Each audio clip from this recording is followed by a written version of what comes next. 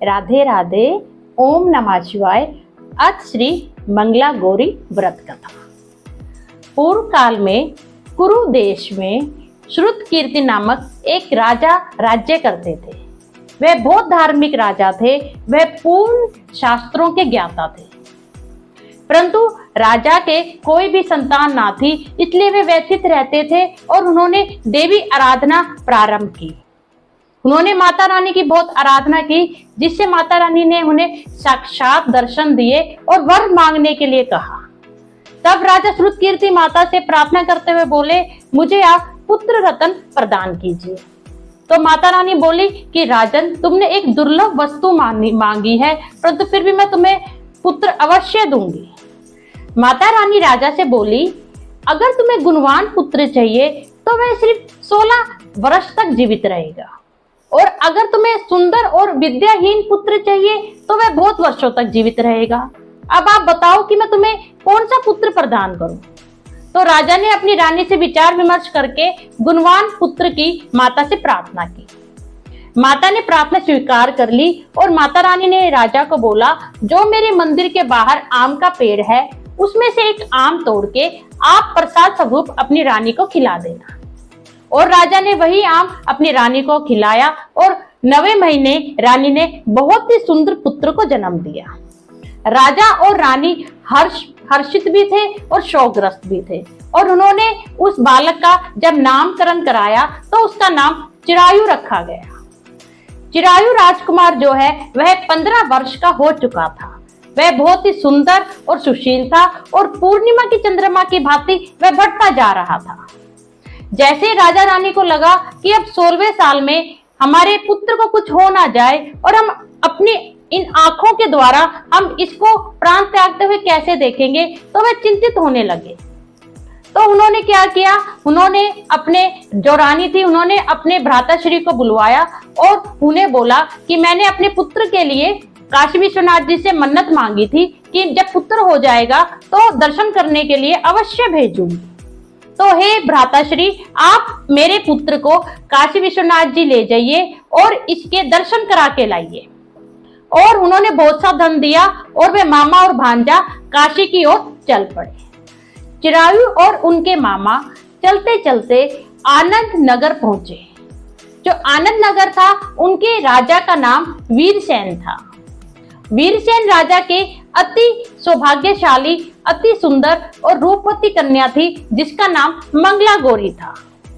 वह बालिका अपनी सखियों के साथ एक वाटिका में क्रीड़ा कर रही थी। वहीं पे चिरायु और उसके मामा वहीं वाटिका में जा पहुंचे। राजकुमारी मंगला गौरी की एक सखी ने चिरायु को देख के ऐसे बोला कि ऐसा लगता है कि यह बेचारा राजकुमार की जो आयु है थोड़े दिन की बची है। तो यह सुन के मंगला गौरी बोली, तुम ऐसी मिथ्या बातें क्यों करती हो? मैं मंगला गौरी व्रत करती हूँ और मंगला गौरी की मैंने बहुत तपस्या की है।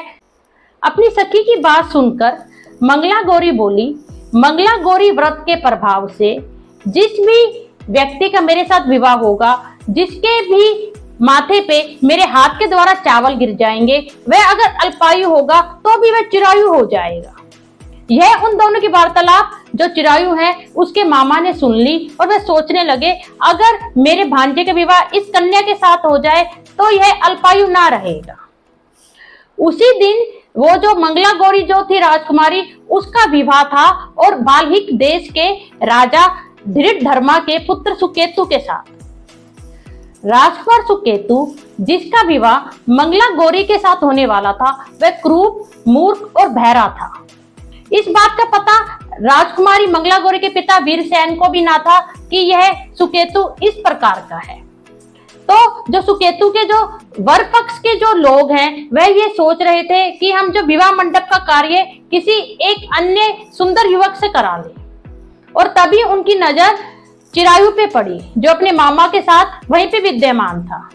तो वर पक्ष के लोगों ने जो चिरायु है उसके मामा से वार्तालाप किया और वह बोले कि हमें इतना सा थोड़ा सा विवाह मंडप का कार्य है, तो आप अगर अपने भांजे के साथ वह कार्य करवा देंगे तो आपकी अति कृपा होगी। चिरायु के मामा जो थे उन्होंने मंगला गौरी की बात सुन ली थी कि अगर मेरे साथ विवाह हो जाए तो अल्पायु भी चिरायु हो जाएगा। राजकुमार चिरायु और मंगला गौरी का विवाह संपन्न हो गया। उसी रात्रि को जो राजकुमार चिरायु था वह 16 वर्ष का पूर्ण होने वाला था। जब रात्रि को वह शयन कर रहा था तभी एक काल के रूप में एक काला सांप आया, परंतु मंगला गौरी की अचानक आंख खुल गई। तो उसने उस सांप को एक सुंदर से कलश में बहुत ही मीठा दूध पीने को दिया और उससे प्रार्थना की कि आप मेरे पति को जीवन दान दीजिए, मैं बहुत ही व्रत और तपस्या करूंगी। यह देखकर सांप ने वह मीठा दूध पिया और वह उस कलश में जा छुपा। तो जो मंगला गौरी थी उसने उस कलश का जो मुंह था वह अपनी चोली से बांध दिया और वह देखती है कि इतने में ही जो राजकुमार था वह उठ के बैठ गया और वह राजकुमारी को बोला, मुझे बहुत भूख लगी है, मुझे कुछ खाने को ला।